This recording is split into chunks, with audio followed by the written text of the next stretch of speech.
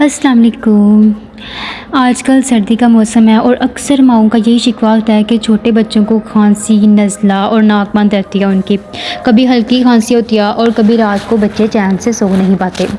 आज की इस वीडियो में हम बिल्कुल आसान अल्फाज में समझेंगे कि बच्चों को खांसी, नज़ला क्यों होता है, उसके अलावा कौन से जो घरेलू टोटके हैं वो फ़ायदेमंद होते हैं और डॉक्टर को कब दिखाना ज़रूरी होता है और किन बातों का ख्याल रखना चाहिए।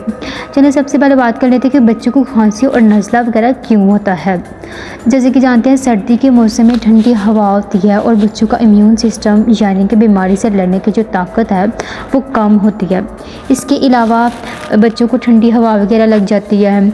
गर्म और ठंडी चीज़ों का इकट्ठा जैसे खाते हैं, कभी गर्म और कभी ठंडी चीज़ खा ली, गीले कपड़ों में रहना या किसी बीमार बच्चे के करीब रहना, इन सब वजूहात से बच्चा जल्द खांसी और नज़ले का शिकार हो जाता है।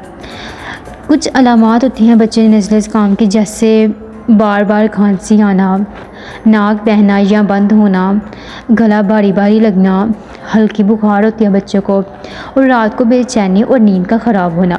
अगर ये सिम्टम्स हल्के हों तो घबराने की ज़रूरत नहीं होती। चलिए अब बात कर लेते हैं कुछ घरेलू टोटके जो वाकई बहुत फ़ायदेमंद होते हैं। नंबर 1, बच्चे को हमेशा गर्म कपड़े पहनाएं। चेस्ट और पाँव वगैरह हमेशा कवर रखने चाहिए। नीम गर्म पानी, अगर बच्चा 6 मंथ से ज़्यादा है तो आपने दिन में उसको थोड़ा थोड़ा करके नीम गर्म पानी पिलाना है, ठंडा पानी नहीं पिलाना।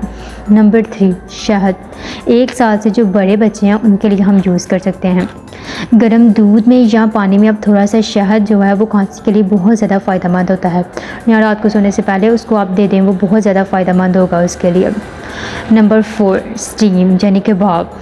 दिन में 1-2 दफ़ा स्टीम से नाक खुल जाता है और सांस वगैरह जो होती है वो आसान हो जाती है, तो 1-2 दफ़ा दिन में ज़रूर बच्चे को स्टीम वगैरह दें, उसको भाप दें।